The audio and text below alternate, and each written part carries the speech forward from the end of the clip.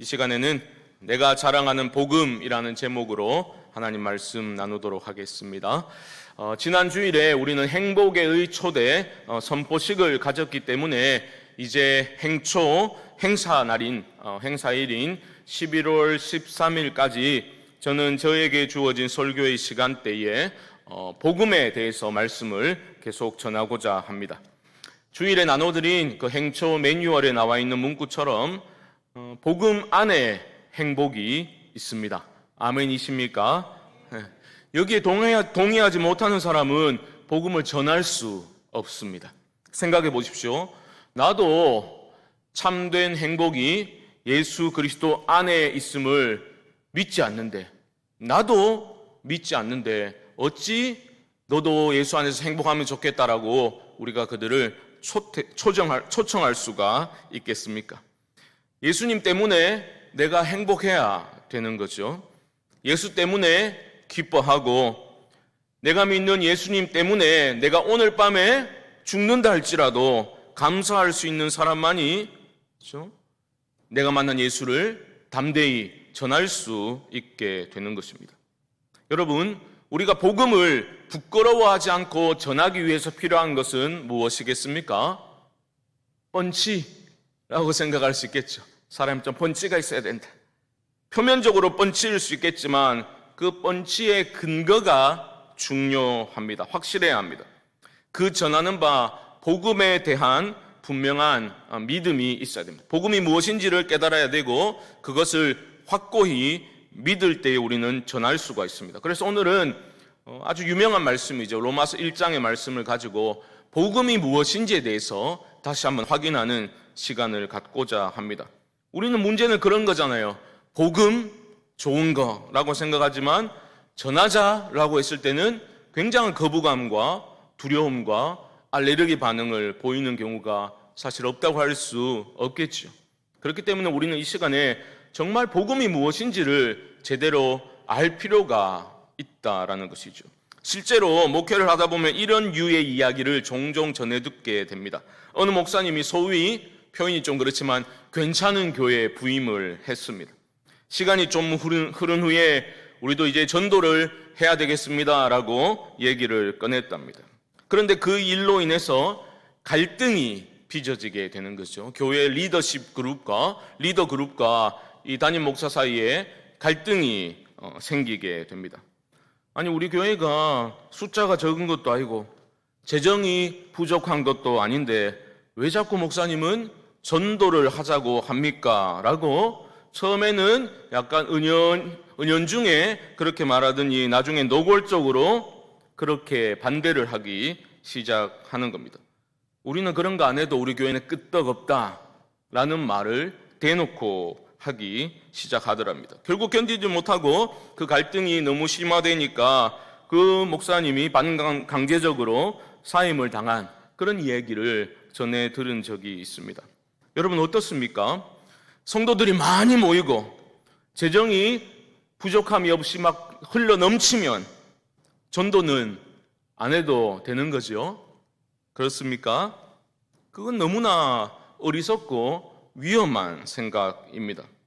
왜냐하면 그런 생각을 가지고 있다는 것은 교회를 이 땅에 하나님이 왜 세우셨는지, 교회의 존재 목적이 무엇인지 그 자체를 모르는 사람이기 때문입니다. 교회가, 성도가 복음을 전하지 않는다라는 것은 복음이 무엇인지를 모른다라는 뜻입니다.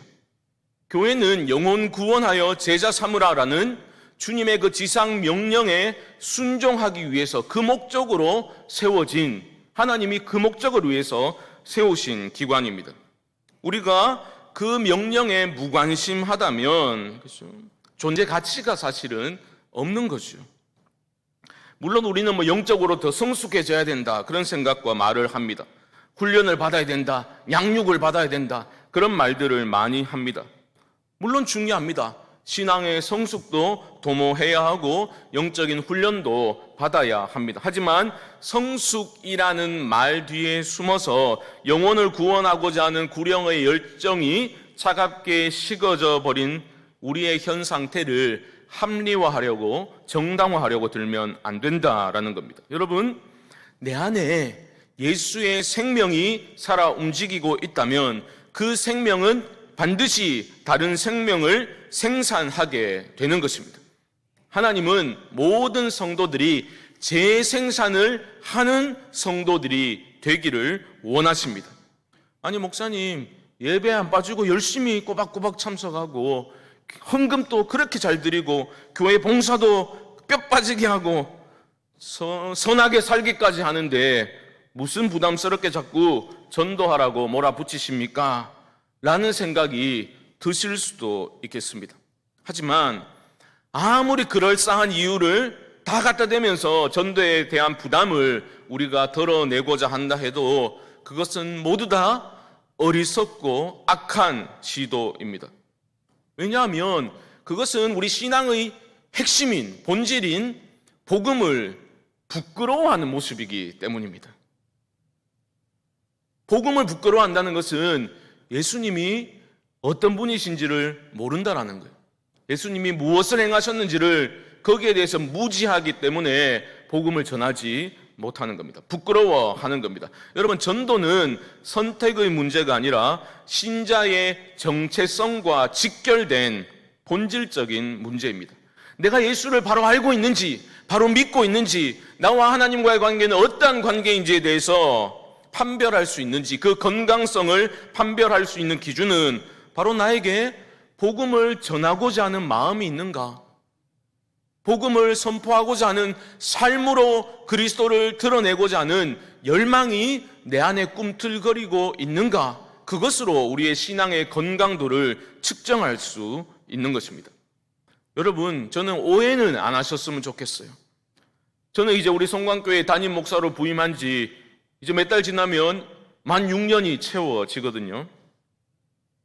아이고, 목사님, 이제 시간이 좀 많이 흐르니까 이제 양적인 성장을 이루지 못해가지고 제가 이러는 것도 아니지만 너무 조바심을 내는 건 아닌가. 여러분, 그렇게 생각하시지 마십시오. 그것은 순전한 오해입니다. 그런 게 아닙니다. 성도의 정체성이 희미해져가고 교회의 본질적인 사명인 영혼 구원에 대한 관심이 우리 교회 안에서 점점 약해지고 희박해져 간다면 저는 우리 교회에 미래가 없다라고 생각합니다. 그건 당연한 말이죠. 당연한 말이죠. 우리끼리 이렇게 잘 예배 드리고 이래 하다가 나중 일은 하나님이 알아서 하시겠지, 그런 생각으로 교회만 왔다 갔다 하다가는 성광교회의 미래는 불투명하게 되는 거죠.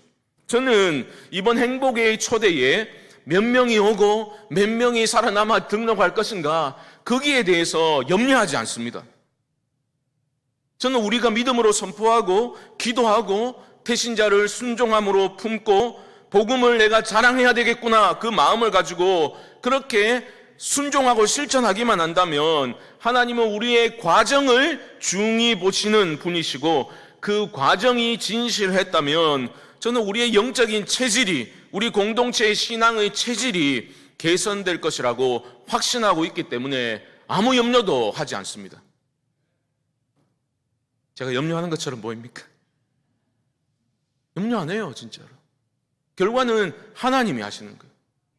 하나님이 하시는 거고, 우리는 그 과정 가운데 진실하게 믿음으로 순종하며 나아가기만 하면 우리의 신앙의 체질이 개선된다고요.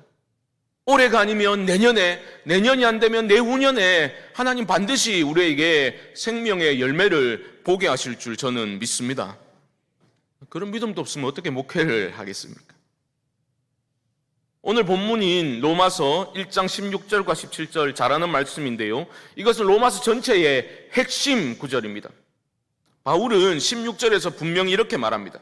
내가 복음을 부끄러워하지 아니하노니. 여러분, 이것은 일종의 이중부정이에요. 소극적인 태도가 아닙니다.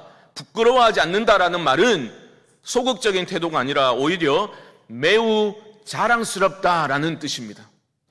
그러니까 나는 복음이 너무너무 자랑스럽다라고 복음을 바울이 지금 자랑하고 있는 거예요. 그가 복음을 자랑스럽게 여기지 아니하였다면 로마서를 시작하고서 17절에 이르기까지 복음을 이렇게 7번이나 외치지 않았을 겁니다. 자랑스러워하니까 외치는 거예요. 그는 이 로마서는 뭡니까? 로마 교회 성도들에게 보낸 편지 아닙니까? 바울이 세운 교회도 아니에요. 그런데 1장만 보더라도 바울의 열정이 넘쳐나고 있는 것을 우리는 쉽게 발견할 수 있습니다. 멈추지 않고 로마의 성도들을 위해서 내가 너희들을 위해서 기도하고 있다. 내가 어떻게든 로마로 갈 길이 열려지기를 나는 계속 간구하고 있다라고 말합니다. 여러분 10절 말씀 한번 보여주시죠. 이렇게 말하죠. 어떻게 하든지 이제 하나님의 뜻 안에서 너희에게로 나아갈 좋은 길을 얻기를 구하노라. 가고 싶다는 거예요. 난 로마 가고 싶다는 거예요. 왜요? 로마 여행 가가지고 열심히 사야겠으니까 이제 좀 쉬고 그렇게 휴양도 좀 하고 여생을 보내고 싶어서 나를 좀 받아도 이렇게 말하는 게 아닙니다. 로마로 가고자 하는 이유는 단 하나입니다. 바로 땅끝까지 복음을 전하기 위해서 로마로 가고자 했던 겁니다. 무슨 말인가? 그 당시 바울 당시에는 땅끝이 어디라고 생각했습니까? 오늘날 스페인, 성경에는 서바나라고 나와 있죠. 스페인이 서바나가 땅끝이라고 여겨졌어요. 그러니까 로마로 지금 가고자 하는 것은 로마를 교두보로 삼아서 바울이 어디 가고 싶다는 겁니까? 서바나로 가고 싶다는 거예요. 땅끝인 스페인으로 내가 복음 들고 가고 싶으니까 나를 제발 좀 받아다오라고 간청하고 있는 겁니다. 여러분, 복음에 대한 바울의 열정을 여러분 느끼십시오. 14절을 보십시오. 14절. 헬라인이나 야만인이나 지혜 있는 자나 어리석은 자에게 다 내가 빚진 자라. 빚진 자의 심정은 내 삶에서 내가 정말 소중한 것을 획득하게 되었을 때, 소유하게 되었을 때 확신을 가지고 다른 이들을 바라봄으로써 생겨나는 어떤 태도인 거죠. 제가 예전에 어떤 동영상을 보니까 한 사람이 너무너무 허약했어요. 너무 희마리가 없어. 너무너무 비실비실대던 사람인데 일상생활이 불가능할 정도로 비실거리던 사람인데 이 사람 어떤 계기로 군뱅이를 따려 먹게 되었대요. 군뱅이. 비유가 좀 약하신 분들 잘 하고 들어주십시오. 군뱅이를 따려 먹었대요. 그 사람이. 그런데 그게 너무 그 사람 체질에 잘 맞았나 봅니다. 막 힘이 막 솟아난 거예요. 일시적인 게 아니라 먼저 막 험한 농사일도 다 밭일도 다 하고 힘이 넘쳐나게 된 거예요. 그럼 이 사람이 무슨 말 하겠습니까? 비실거리는 사람만 보면 군뱅이 먹으라. 군뱅이 먹으라고. 그 사람이 하는 말 인터뷰 내용이 이래요. 사람들이 뭐 의사가 뭐라 하든 나는 군뱅이 먹고 살았다는 거예요. 누가 뭐라 해도 나는 죽을 때까지 군뱅이 먹을 거라고. 군뱅이 때문에 내가 힘이 난다고. 그렇게 떳떳하게 아주 자랑스럽게 얘기하는 것을 보면서 와, 이 사람 확신이 있구나. 그걸 느끼게 되었습니다. 나를 살려줬다는 거예요. 난 죽을 때까지 군뱅이 먹겠다라고. 비실거리는 사람만 있으면 당신도 먹어보시오. 내가 살았으니 당신도 살 수 있어. 확신 있게 전파하게 되는 거죠. 바울이 전하고 있는 것은 이거보다 훨씬 더 큰 확신이죠. 삶의 근원적인 문제 해결책으로서 생명의 길을 그 복음으로 보았다라는 겁니다. 15절 말씀 보십시오. 그러므로 나는 할 수 있는 대로 로마에 있는 너희에게도 복음 전하기를 원하노라. 바울은 복음만이 살 길이다라는 분명한 확신이 있었습니다. 이 믿음이 있었기 때문에, 확신이 있었기 때문에 그는 복음을 끝까지 전하고자 했던 겁니다. 그렇다면 여러분 생각해 봅시다. 사도 바울은 왜 이토록 복음을 자랑스럽게 여기고 있습니까? 그 이유가 무엇입니까? 16절 중반절은 이렇게 말합니다. 이 복음은 모든 믿는 자에게 구원을 주시는 하나님의 능력이 됨이라. 보십시오. 복음을 부끄러워하지 않는 이유, 복음을 매우 자랑스러워하는 이유는 단 한 가지입니다. 복음은 능력이기 때문이에요. 힘이고 파워고 능력이기 때문에 바울은 복음을 자랑하는 거예요. 하나님의 능력입니다. 구원을 주시는 하나님의 능력이라고요. 여러분, 이 능력은 다른 능력이 아니라 잘 들으십시오. 계속 반복될 표현인데요. 하나님의 능력인데 어떤 능력이냐 하면 생명 창조의 능력입니다. 살리는 능력이라고요. 생명 창조의 능력입니다. 이미 이 능력이라는 단어는 1장 4절에서 사용되었는데요. 먼저 3절로 한번 가보시죠. 복음의 핵심이 예수님 아닙니까? 그 예수님의 나심에 대해서 3절은 이렇게 말합니다. 3절. 그의 아들에 관하여 말하면 육신으로는 다윗의 혈통에서 나셨고, 이해가 되시죠? 예수님은 다윗의 자손으로 육신적으로는 혈통으로는 그렇게 나셨잖아요. 그런데 그 다음에 두 번째 나심이 나오는데요, 4절을 보십시오. 성결의 영으로는, 이건 성령이라는 말입니다. 죽은 자들 가운데서 부활하사 능력으로, 능력이 나오죠. 능력으로 하나님의 아들로 선포되셨으니 곧 우리 주 예수 그리스도시니라. 예수님은 죽은 자들 가운데서 다시 살아나셨습니다. 우리는 이것을 부활이라고 부르죠. 이 부활을 설명하면서 바울은 능력으로 죽은 자들 가운데서 부활하셨다라고 말하고 있습니다. 능력이라는 단어를 사용하고 있어요. 여러분, 이 능력은 당연히 하나님의 능력인데, 다시 말씀드리면 생명 창조의 능력입니다. 여러분 생각해 보십시오. 에덴 동산에서 흙으로 아담을 지으시고 하나님이 그 안에 숨을 불어 넣으셨죠. 그러니까 생명이 되었다라고 성경은 알려주고 있지 않습니까? 생명을 창조하시는 하나님의 능력입니다.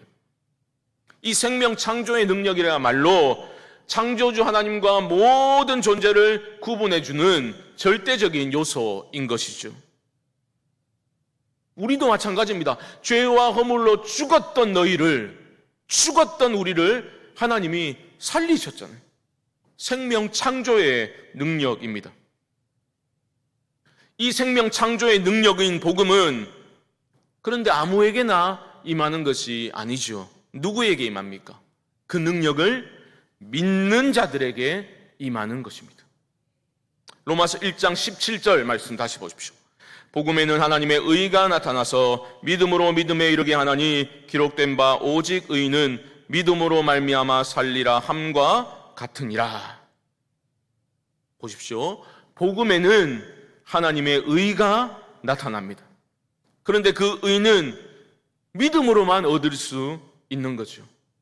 믿음으로 믿음에 이르게 하나니라는 이 표현에 대해서는 논쟁이 있지만, 쉽게 말하면 처음부터 끝까지 믿음으로만 된다, 이런 뜻이에요. 한마디로 믿음이 있어야 하나님의 의를 경험할 수 있다라는 뜻입니다. 다시 말씀드립니다. 믿음의 핵심은 하나님의 생명 창조의 능력을 인정하는 것에 있습니다. 오늘 우리가 자세히 살펴보지는 못하겠지만 로마서 4장으로 가면 사도 바울은 아브라함 이야기를 가지고 들어와서 믿음에 대해서 논증을 하고 있거든요. 여러분, 우리가 아브라함을 만난 적 없잖아요. 그런데 우리는 그를 뭐라고 부릅니까? 믿음의 조상이라고 부르지 않습니까? 내 믿음의 조상이라고 아브라함을 부르지 않습니까? 나는 단군이 더 친근하다 이런 분 계십니까? 그렇지 않지요. 믿음의 조상이라고 하면 아브라함을 우리는 떠올리게 됩니다. 그런데 이게 어떻게 가능한 일입니까? 아브라함이 가졌던 믿음과 우리가 지금 가지고 있는 믿음이 동일하다는 겁니다. 그 믿음의 핵심이 뭐라고요? 죽은 자를 살리시는 하나님의 능력을 믿는 믿음입니다. 쉽게 말하면 이런 거예요. 말도 안 되는 얘기지만 아브라함 보고 당신의 믿음의 혓바닥을 좀 내밀어 보시오 해가지고 면봉을 한번 끌고, 우리 믿음의 혓바닥을 내밀어 해가지고 한번 끌고 연구소로 보내는 거예요. 그래가지고 검사 결과를 받아보면 믿음의 DNA가 정확히 일치하는 거예요. 친자 확인이 되는, 믿음의 조상이 맞는 거예요. 그 얘기가 바로 로마서 4장의 이야기입니다. 자막 준비되었을 텐데요, 4장 19절 말씀 한번 보여주시죠. 제가 읽습니다. 그가 백세나 되어, 아브라함입니다. 백세나 되어 자기 몸이 죽은 것 같고 사라의 태가 죽은 것 같음을 알고도 믿음이 약하여지지 아니하고, 죽은 것을 알았다는 거예요. 그런데 믿음이 약해지지 않았다고 말하죠. 믿음이 약해지기는커녕 20절 말씀 보십시오. 믿음이 없어 하나님의 약속을 의심하지 않고 믿음으로 견고하여져서 하나님께 영광을 돌리며, 아브라함은 믿었다는 것. 자기도 자기 아내도 죽은 것과 같았는데 약속을 이루실 하나님을 믿었다라는 거죠. 생명을 주시는 하나님의 능력을 믿었다라는 겁니다. 그러니까 어떻게 된 겁니까? 22절 보시면 그러므로 그것이 그에게 의로 여겨졌습니다. 졌느니라. 우리도 마찬가지. 아브라함 얼굴 본 적도 없지만 믿음의 DNA가 동일하다는 겁니다. 생명 창조의 능력을 믿는 믿음이 우리에게도 있는 거죠. 그래서 바울은 23절에서 이렇게 말하고 있습니다. 보여주십시오. 그에게 의로 여겨졌다 기록된 것은 아브라함만 위한 것이 아니요 24절 의로 여기심을 받을 우리도 위함이니 곧 예수 우리 주를 죽은 자 가운데서 살리신 이를 믿는 자니라. 아시겠죠? 아브라함도 자기 몸과 자기 아내의 몸이 죽은 것 같은 것을 알면서도 믿었다고 했죠. 자손을 주실, 생명을 주실 하나님을 믿었다고 했잖아요. 마찬가지입니다.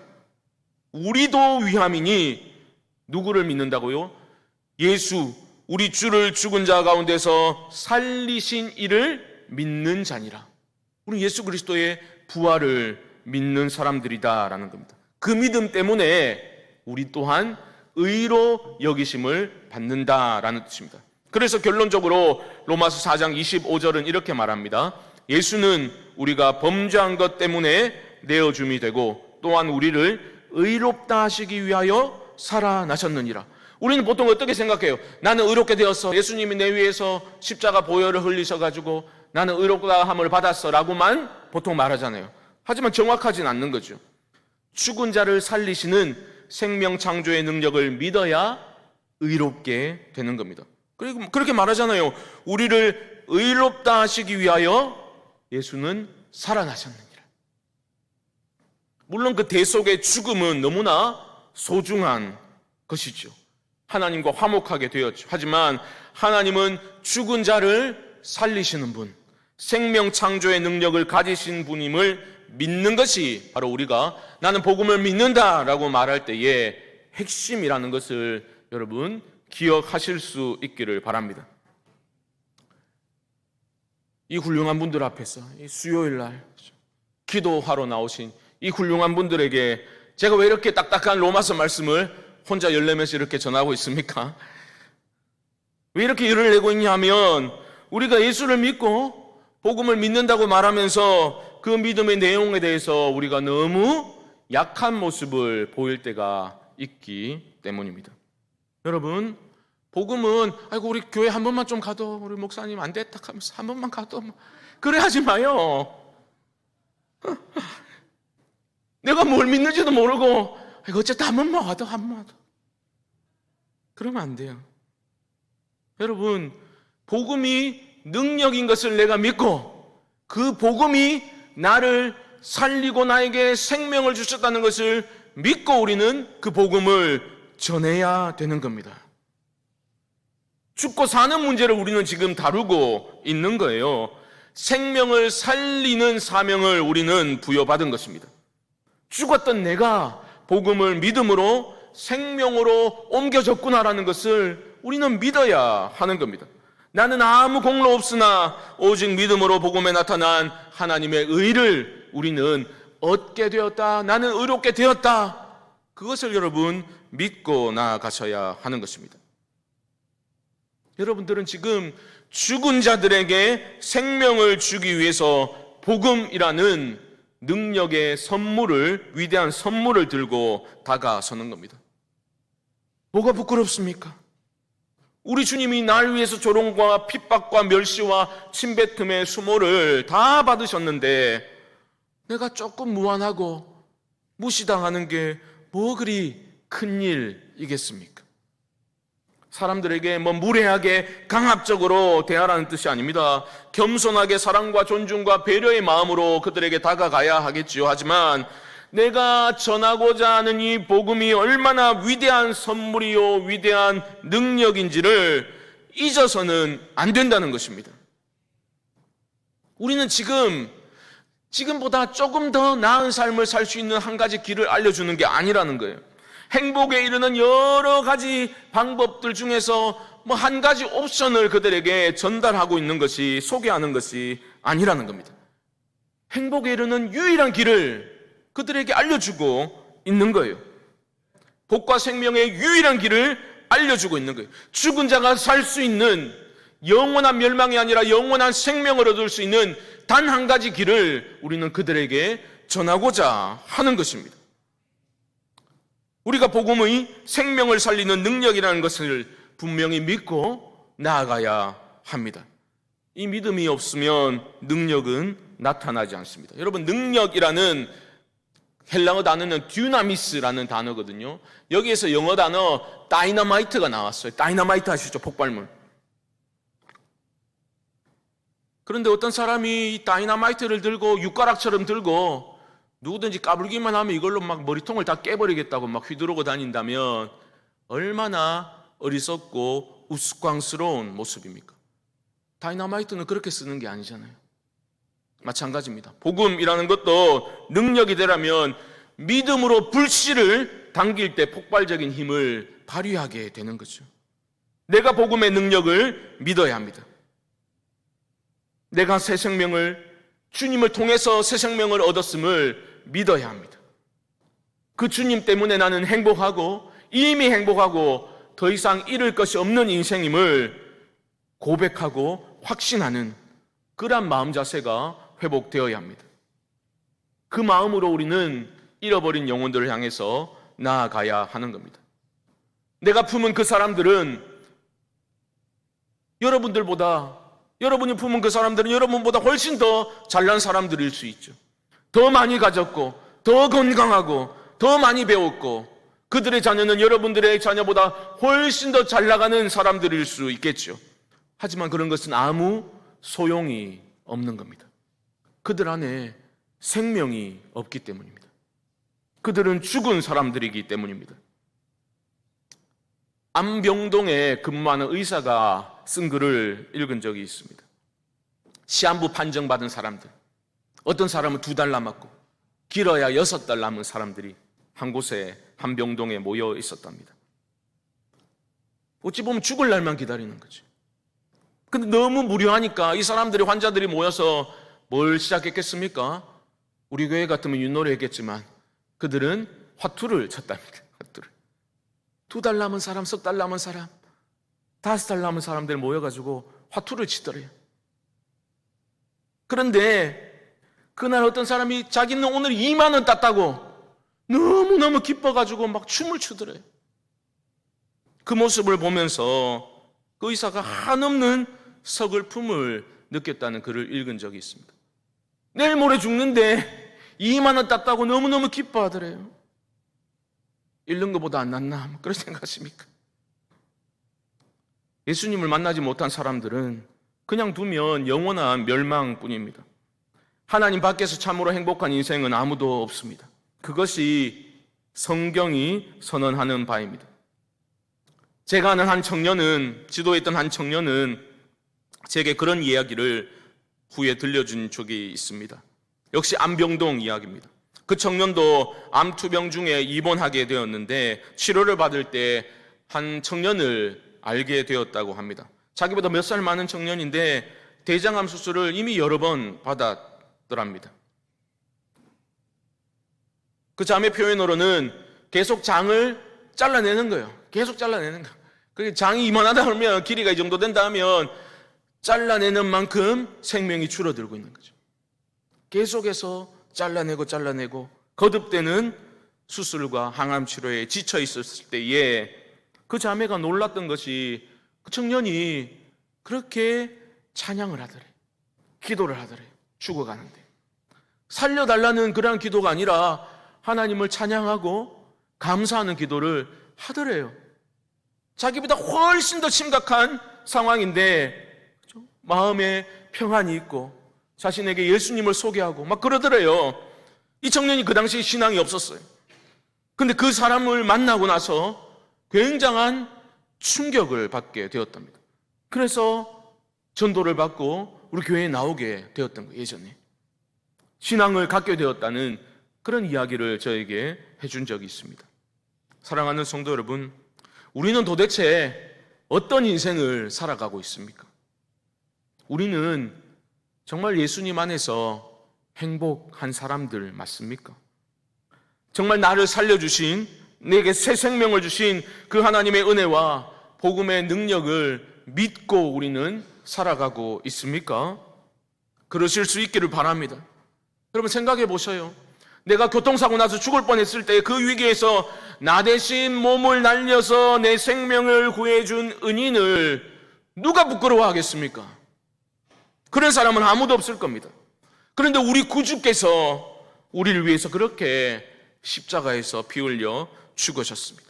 그 때문에 우리는 영원한 생명을 얻게 되었고 진노의 자녀에서 하나님의 원수에서 빛의 자녀로 하나님을 아빠 아버지라 부를 수 있는 그러한 자녀로 우리는 변화되는 은혜를 받게 되었습니다. 그 은혜를 기억하며 우리가 믿음을 회복하고 복음을 자랑하고 지금 내가 그 생명의 선물을 당신에게 드리고 싶습니다 라는 마음으로 담대하게 겸손하되 비굴하지 아니하고 당당하게 복음을 자랑하고 전할 수 있는 우리 모두가 될 수 있기를 주님의 이름으로 간절히 축원드립니다. 기도하겠습니다. 하나님,